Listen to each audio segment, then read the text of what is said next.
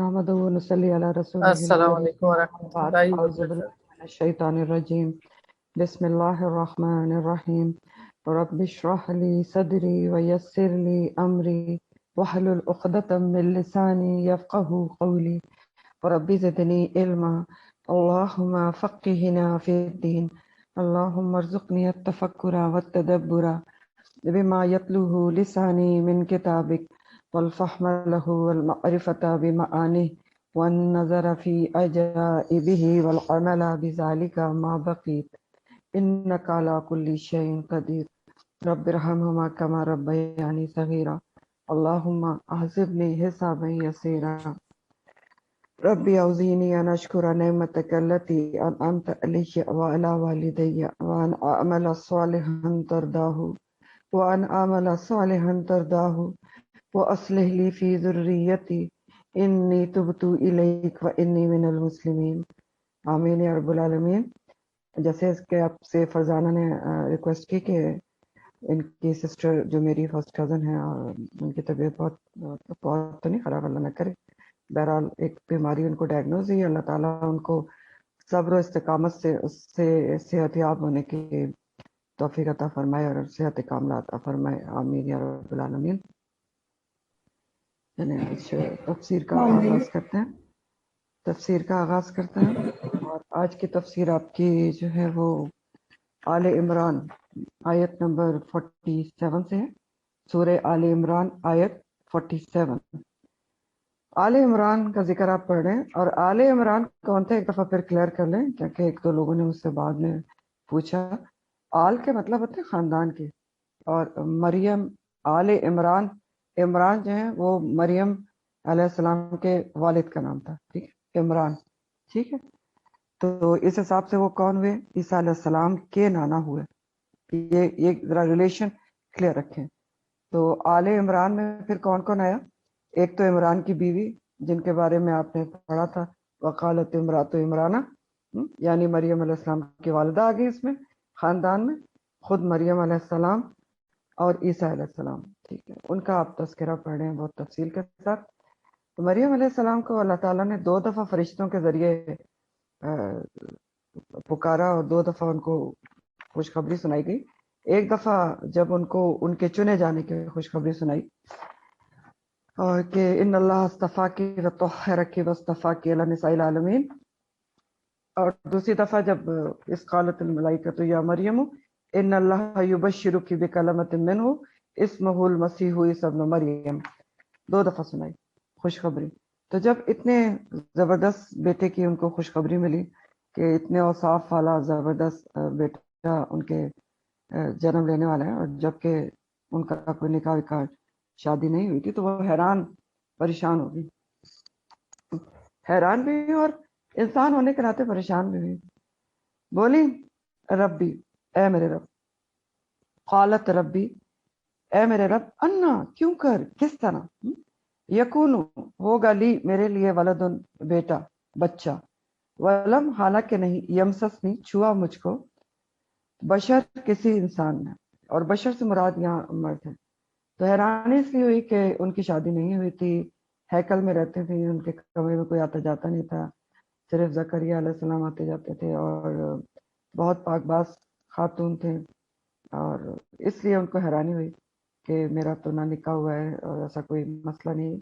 کوئی تعلق نہیں ہے، تو کیسے بیٹا ہوگا؟ اور حیرت کے ساتھ انہوں نے یہ سوال کیا۔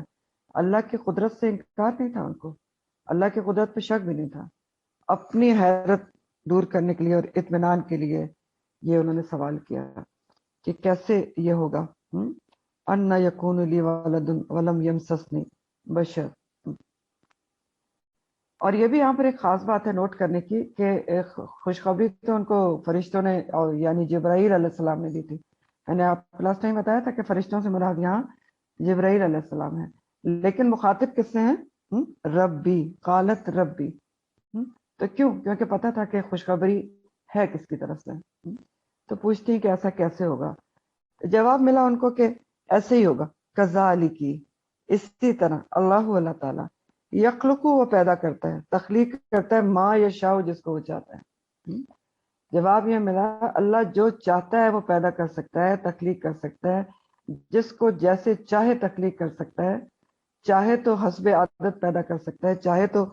خلاف عادت پیدا کر سکتا ہے، چاہے تو اسباب ختم ہو چکے ہوں تو دوبارہ اسباب پیدا کر سکتا ہے، جیسے یحییٰ علیہ السلام کی باری میں ہوا، زکریا علیہ السلام کی، اور چاہے تو بالکل بھی کوئی سبب نہ ہو تو پھر بھی پیدا کر سکتا ہے۔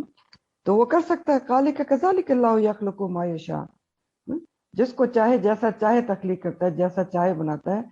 ہزاروں سے زیادہ اس کی تخلیقات ہیں، مخلوقات ہیں، جس کو جیسے چاہے بنائے،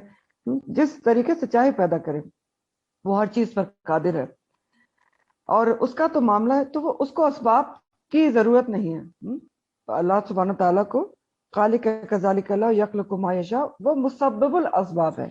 اور اس کا معاملہ تو یہ ہے کہ وہ جب کسی کام کو کرنے کا فیصلہ کرتا ہے تو کہتا ہے کن،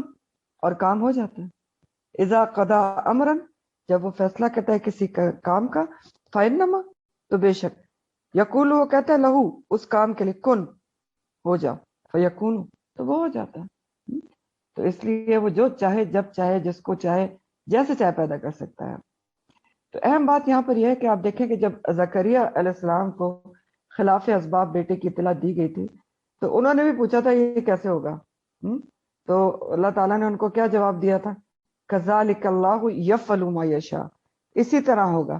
اور اللہ تعالیٰ جو چاہتا ہے وہ کر گزرتا ہے۔ اور یہاں پر بھی کیا جواب دیا جا رہا ہے؟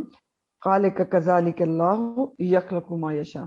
اللہ تعالیٰ جیسے چاہے جس کو چاہے تخلیق کر سکتا ہے، اس کو کسی سبب اور اسباب کی ضرورت نہیں ہے۔ اور خاص پوائنٹ یہاں پر یہ ہے کہ تخلیق کا ذکر کر کے نا، کہ اللہ تعالیٰ تخلیق کرتا ہے جس کو چاہے ما یشاء، اور عیسیٰ علیہ السلام کی پیدائش کا ذکر ہو رہا ہے، تو اللہ تعالیٰ نے تخلیق کا ذکر کر کے یہ بھی بتا دیا ہے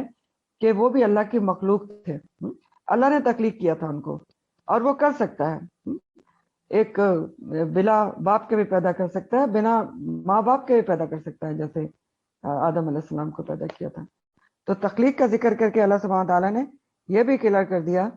کہ عیسیٰ علیہ السلام جو ہے اللہ تعالیٰ کی مخلوق تھے، تخلیق تھے، خدا نہ کرے کہ اللہ کے بیٹے یا تین کا ایک نہیں تھے۔ پھر آگے اللہ سبحانہ تعالیٰ مزید تسلی دیتے ہیں مریم علیہ السلام کو کہ وَيُعَلِّمُهُ، وہ تعلیم دے گا اس کو، سکھائے گا اس کو۔ کون کس کو سکھائے گا؟ اللہ سبحانہ تعالیٰ سکھائے گا عیسیٰ علیہ السلام کو الکتاب، کتاب، والحکمہ، والحکمت والتوراۃ والانجیل۔ اتنی زبردست چیزیں اللہ تعالیٰ فرما رہے ہیں، تسلی دے رہے ہیں، اللہ تعالیٰ ان کو سکھائیں گے کتاب۔ اب یہ کتاب سکھائیں گے، اس کے دو معنی کیے گئے ہیں۔ ایک تو کتاب سے مراد کتابت لی گئی ہے، کتابت یعنی سیکھنے کا، رائٹنگ کا جو فن ہوتا ہے، تو کتابت مراد لی گئی کتاب سے، کیونکہ دیکھیں جو عیسیٰ علیہ السلام تھے وہ بہت ہی خوش نویس تھے،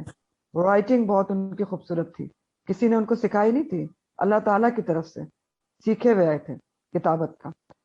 کہ ان کی زبردست رائٹنگ تھی، اور لکھائی دیکھ کر بڑے بڑے علماء جو ہیں ان کے دنگ رہ جاتے تھے۔ تو ایک کتاب کا معنی تو یہ لیا گیا ہے،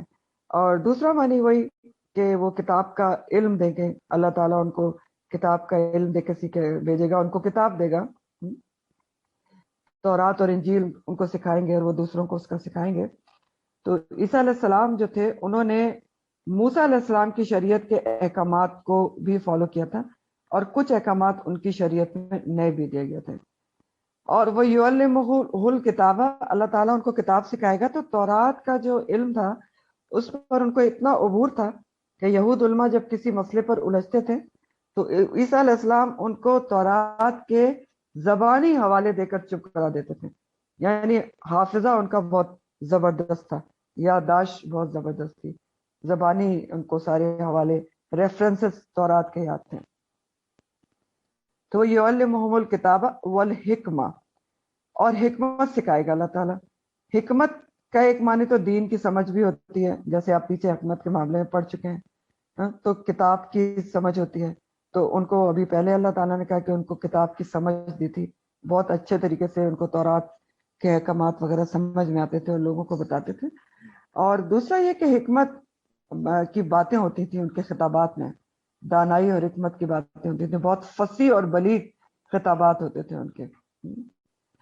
اور تورات اور انجیل سکھائے گا اللہ تعالیٰ ان کو، تو یہ تو پہلے آپ کو بتا دیا کہ کتاب کے اندر بھی یہ دونوں آتی ہیں، لیکن الگ سے بھی خصوصی طور پر ذکر کیا گیا ہے، کیونکہ تورات کی شریعت کو لے کے وہ آگے بڑھے تھے، شریعت وہی فالو کی تھی، اور کچھ